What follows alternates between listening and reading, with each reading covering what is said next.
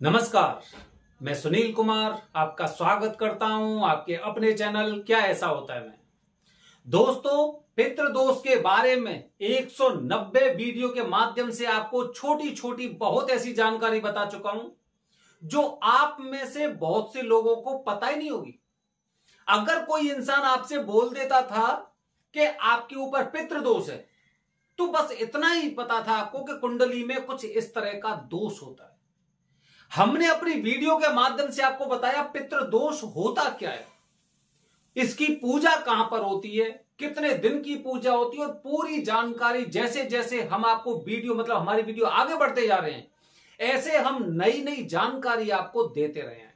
जैसे पिछले वीडियो मैंने आपको बताया कि अगर पितृपक्ष के दौरान ये खतरनाक सपना आपको आता है तो मान के चलिए पूरी एक साल आपकी खराब हो सकती है अगर आप समय पे नहीं जागे तो। इसी तरह दोस्तों, आज भी अपने वीडियो के माध्यम से मैं आपको बताने की कोशिश कर रहा हूं, आप भी समझने की कोशिश करिए और अपने गुरुजी से इन सब सवालों को पूछा करिए जो मैं आपको बताता हूं। आज के वीडियो के माध्यम से दोस्तों आपको बता रहा हूं कि काफी लोग अपने परिवार में से चतुर्दशी को श्राद्ध करते हैं। चतुर्दशी को श्राद्ध करते हैं।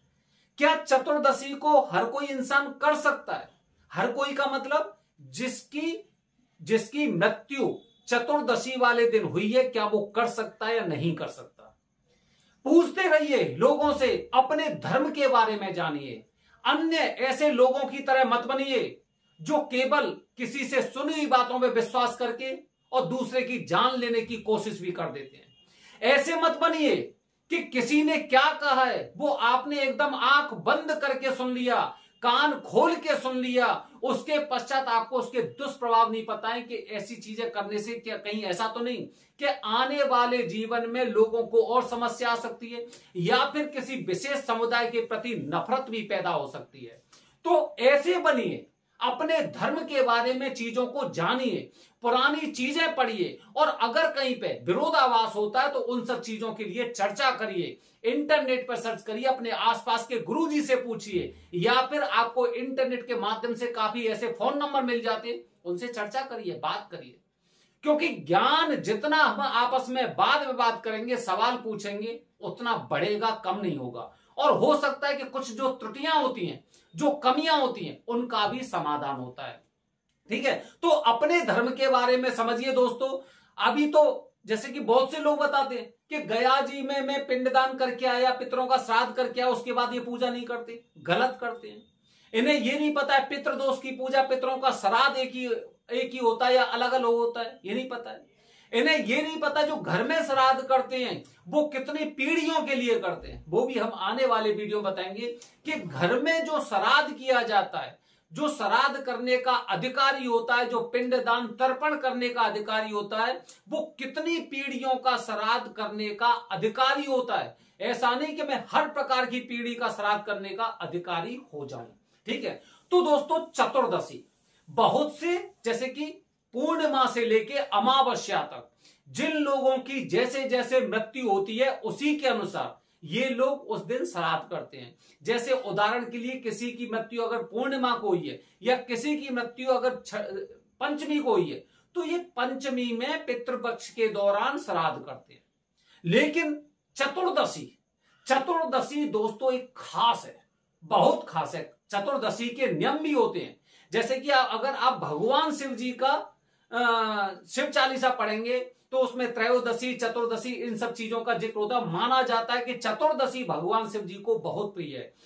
त्रयोदशी का व्रत और चतुर्दशी की पूजा भगवान शिव जी को बहुत पसंद है। ये आपको सर्व इच्छा से पूर्ण करती है पूजाएं। ठीक है, तो इसी तरह दोस्तों चतुर्दशी में भी न जाने कितने लोग ऐसे होंगे जिन्होंने पृथ्वी लोक को त्यागा है, जिनकी मृत्यु चतुर्दशी को हुई है। तो क्या सभी लोग चतुर्दशी वाले दिन पितरों का श्राद्ध, जो घर में श्राद्ध होता है, मैं उसकी बात कर रहा हूं। मैं उसकी बात नहीं कर रहा हूं जो आप पितृदोष की पूजा करने जाते हैं। मैं बात कर रहा हूं जो पितृपक्ष के दौरान आप घर में, अपने घर में श्राद्ध करते हैं। क्या चतुर्दशी को अगर आपके घर परिवार में किसी की मृत्यु हुई थी तो क्या आप श्राद्ध करने वाले हैं? तो रुकिए, ये वीडियो आपके लिए है। चतुर्दशी वाले दिन दोस्तों अगर किसी की सामान्य मृत्यु हुई है, अगर सामान्य मृत्यु हुई है तो निश्चित रूप से उनको चतुर्दशी वाले श्राद्ध नहीं करना चाहिए। चतुर्दशी सामान्य मृत्यु मतलब समझ रहे, एकदम नॉर्मल। अगर ऐसी मृत्यु हुई है तो या तो इन्हें त्रयोदशी को श्राद्ध करना चाहिए या फिर इन्हें अगले दिन अमावस्या को श्राद्ध करना चाहिए, लेकिन चतुर्दशी को नहीं करना चाहिए। अच्छा, अगर चतुर्दशी वाले दिन अगर ये लोग श्राद्ध नहीं कर सकते तो फिर श्राद्ध करेगा कौन? किसका श्राद्ध होता है चतुर्दशी वाले दिन? तो दोस्तों चतुर्दशी वाले दिन बहुत से आपने देखे होंगे ऐसे लोग जिनकी मृत्यु दुर्घटना के कारण होती है, जिनकी मृत्यु बहुत समय से ग्रसित लंबी बीमारियों के चलते होती है, जिनकी मृत्यु सुसाइड करने से होती है, जिनकी मृत्यु किसी जानवर के खाने से, जैसे सांप वगैरह हो गया या फिर किसी जानवर ने मार दिया उसकी वजह से होती है, या फिर जिसकी मृत्यु दोस्तों सामान्य नहीं होती है, ऐसे लोगों के लिए श्राद्ध आपको चतुर्दशी के दिन करना चाहिए। तो अंतर समझे आप, अंतर मतलब एक सामान्य और एक असामान्य। सामान्य का मतलब यह है कि जो नॉर्मल होते हैं, अगर कोई इंसान छत से ऊपर से गिर के भी अगर मृत्यु के शिकार हो जाते हैं छत से ऊपर गिरने के बाद, तो ये भी सामान्य मृत्यु नहीं कह सकते हम इसे। अगर कोई इंसान अचानक से, उदाहरण के लिए जैसे अगर किसी इंसान की तबीयत खराब होती है और हॉस्पिटल जाके अगर एक्सपायर हो जाता है तो हम कह सकते हैं कि ये सामान्य मृत्यु है। लेकिन अगर इसी तरह से कोई इंसान ऐसा है जो काफी लंबे समय से बीमार चल रहा था और बीमारी के चलते चलते अगर उसकी मृत्यु हो जाती है तो निश्चित रूप से दोस्तों मानिए कि इनको चतुर्दशी वाले दिन ही श्राद्ध करना चाहिए इन लोगों का। ठीक है, काफी लोग ऐसे होते हैं जो जिनकी मृत्यु गोली लगने से, ठीक है, चाकू मारने से हो जाती है। जैसे कहते हैं ना काफी लोग कि भाई उनको गोली मर गई थी इसलिए इस तरह से वो एक्सपायर हो गए थे, उनको चाकू मार दिया था इस तरह से वो एक्सपायर हो गए थे, उनको फांसी पे लटकाया गया था क्योंकि उनके जुर्म ऐसे थे। हो सकता है निर्दोष हो सकता है दोषी हो, लेकिन फिर भी सामान्य मृत्यु नहीं कही जाती। सांप रास्ते में से जाते हुए सांप खा जाता है और फिर इनकी मृत्यु हो जाती है, ये सामान्य मृत्यु नहीं है। रास्ते में चलते हुए अगर कोई एक भैंसा हो गया, कोई बैल हो गया, कोई सांड हो गया, मार देता है और वो इंसान मर जाता है, सामान्य मृत्यु नहीं है। तो सामान्य मृत्यु अगर घर परिवार में हुई है चतुर्दशी वाले दिन तो आपको श्राद्ध या तो त्रयोदशी को करना चाहिए और या फिर आपको श्राद्ध करना चाहिए अमावस्या को। लेकिन अगर असामान्य मृत्यु हुई है दोस्तों तभी आपको चतुर्दशी को श्राद्ध करना चाहिए, अन्यथा नहीं करना चाहिए।